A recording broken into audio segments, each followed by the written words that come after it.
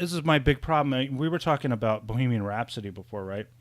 Yeah. And I was saying I never want to see that movie.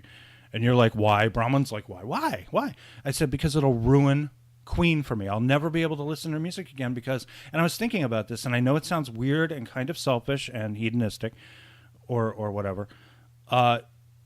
Music exists in a different world from the world that you and I and everyone else we know live in.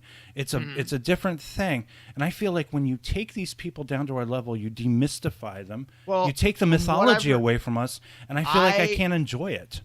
I haven't seen the movie. However, I have it on pre-order.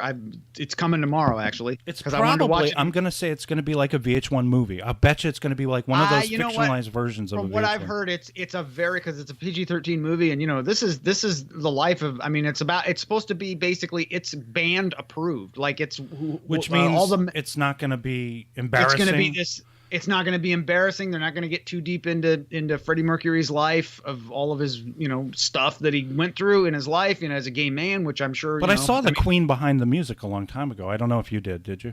I probably did, but I can't remember. They talked about basically they just talked about Freddie's problems dealing with his burgeoning homosexuality and then trying to keep up appearances as a straight guy, because to be gay back then was a death sentence to a career. Yeah, which is a shame. But yeah, it is a shame, of course. But from what I've heard, the movie itself is a very. I mean, Billy Squier. You know the story of Billy Squier. I mean, everybody all the chicks loved Billy Squier, and then they saw this video that he made. I forgot what it was called. Rock Me Tonight. It was called Rock Me Tonight. He's wearing a pink tank top and dancing around like a gay guy. And then suddenly he stopped being popular because all the chicks just couldn't. They got it into their head that he was gay. Or maybe really? Yeah, yeah. Maybe it was just, that killed his career. Bands have. I mean, he kind of did his thing. And well, I talked to Bronwyn. Bronwyn was like, hey, I never thought he was gay. But the thing is, if there is the slightest hint, this is why a lot of people stay in the closet. They still stay in the closet, even as late as 2019.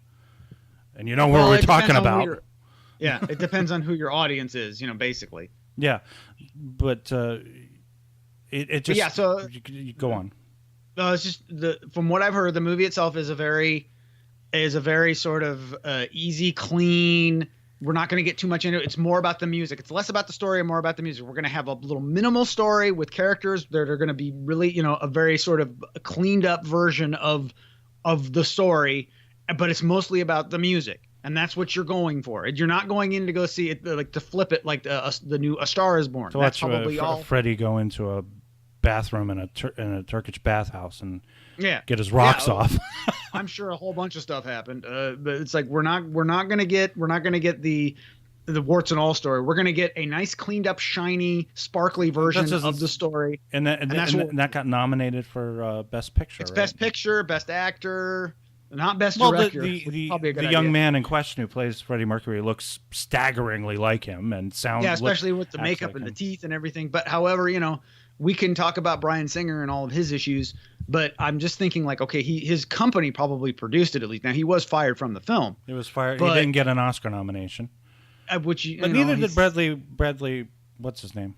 Bradley Cooper. Bradley Cooper. Yeah, and I do want to see A Star Is Born because I kind of like good. That actually looks surprising, and it looks like the sort of movie where you go, God damn it, it's so good, I hate you, kind of thing. I mean, I really I'm one of the people who really did enjoy the Barbra Streisand, Chris Christopherson version of it.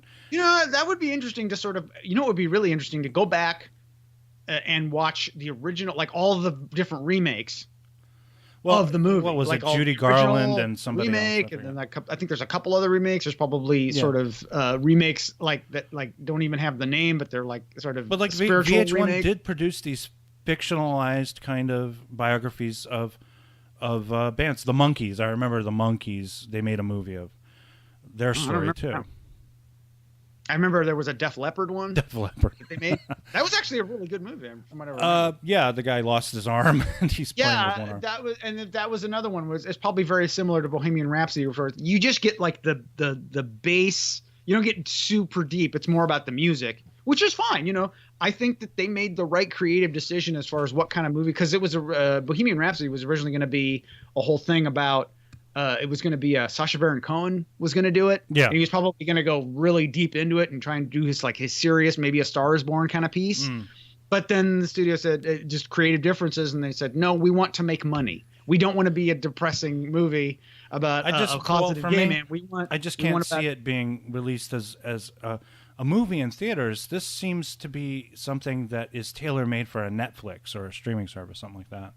It made a ton of money. In fact, it's made like $800 and some million. Yeah, I'm sure it did. But they made it. They made the right creative. They wanted to make money. They made the right creative decision because it made like 200 some million in U.S. and like 600 some million in international. Because everybody loves that. This year, I got to say, for Oscar predictions, I can't imagine it winning. I don't think it's going to win. But I think the actor might. I think. Who's going to win? I think maybe, probably Roma. I would say Roma. You do realize that we went off on a side conversation. This will probably end up being a pre-roll now. yeah, probably. Well, I mean, it's a Roma. I can see winning. I can't see A Star Is Born winning, and I can't because it's a straight up heterosexual romance. We can't vote for The Shape of Water and have that win again. Fish fucking no. Okay, let's move on. Yes. Let's start tape again.